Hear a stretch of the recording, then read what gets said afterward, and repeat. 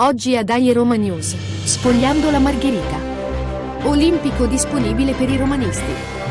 Gli esperimenti con la viola. Mondiali Under 20, Italia agli ottavi. Il giornalismo sensazionalistico. Inizia adesso, Dai Roma News. Benvenuti. Prima di iniziare ti ricordo di mettere un mi piace e non mancare di iscriverti al nostro canale. La trasmissione viene pubblicata ogni martedì. Queste oggi sono notizie di Dai Roma News. Iniziamo la nostra edizione con Cuoco e tu, Roma, figlia mea. Tra i tifosi romanisti, ultimamente è in voga il gioco del sfoglia la Margherita. Dybala c'è, Dybala non c'è. Dybala c'è, Dybala non c'è. Probabilmente la partita più importante della stagione della Roma non vedrà in campo il giocatore più forte della rosa romanista. Domani a Bucarest contro il Siviglia, Dybala quasi certamente non giocherà. O almeno, qualcuno ancora spera che le parole dell'allenatore Mourinho siano un alibi o una scusa per nascondere agli avversari le sue scelte. Altri maledicono il giocatore dell'Atalanta, Palomino, per il fallo commesso sul nostro campione. E allora, Cuoco e tu, Paolino, Filimi, ce la farai a darci una mano per vincere la Coppa di Europa League? Ancora 24 ore e sapremo come questa avvincente storia andrà a finire. Alla prossima! La scorsa settimana avevamo detto che per i tifosi romanisti, probabilmente, la finale di Europa League non si sarebbe potuta seguire dallo Stadio Olimpico. Invece, come per magia, la richiesta della Roma a Sport e Salute, che gestisce l'impianto, è stata accolta. Infatti domani sera, come un anno fa contro il Feyenoord, moltissimi tifosi saranno allo stadio per assistere all'incontro e fare il tifo per la Roma. Più di 48.000 all'Olimpico ma con il cuore a Budapest.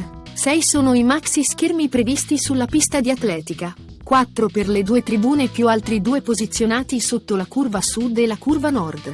A questo punto non ci resta che augurare a tutti un Dai Roma. Siamo giunti a il punto del mister. Buona visione.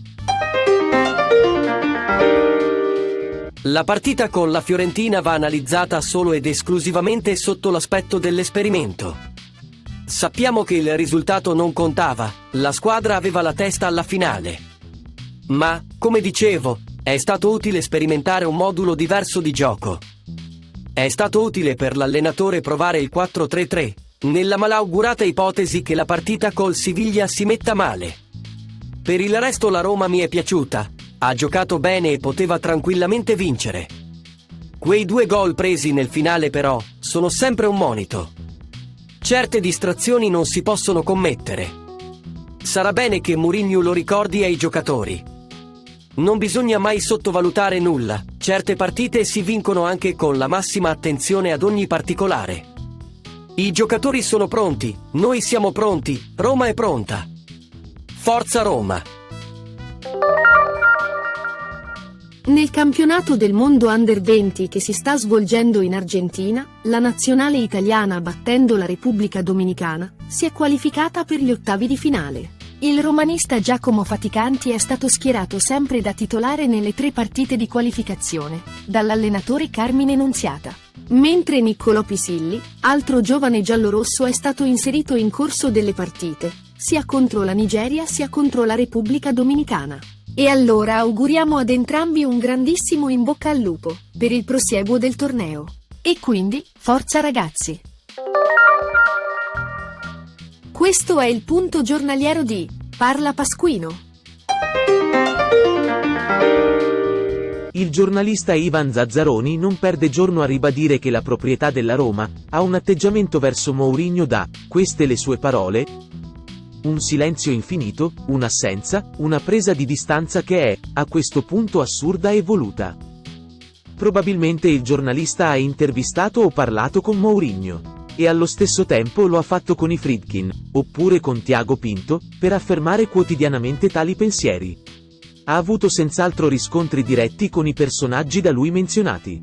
Per me, confrontarsi con i diretti interessati è quello che fa la differenza tra un oracolo e un ottimo giornalista. Ma poi, leggendo tra le righe del suo articolo dal titolo "A che gioco giocate?", dopo aver bacchettato il povero Pinto, usa dei termini quali "mi sa di no", "continua a far finta di niente". Tali termini ci fanno capire che tutto quello che scrive è sempre farina del suo sacco. Probabilmente un oracolo come Zazzaroni avrà ragione. Anzi, ne sono quasi certo. Ma a mio parere, senza i fatti, senza interviste dirette, e senza riportare le parole dei protagonisti, per me non è un buon lavoro giornalistico, ma solo chiacchiericcio o una certa malafede. E dico ciò perché il giornalista non dichiara mai che quello che scrive è dovuto al confronto diretto avuto con alcune o con tutte le parti. Anche perché, se poi Mourinho dovesse restare, troverà senz'altro le parole per rigirare il tutto a suo favore. E con ciò, ho detto tutto. E quindi, dai Roma!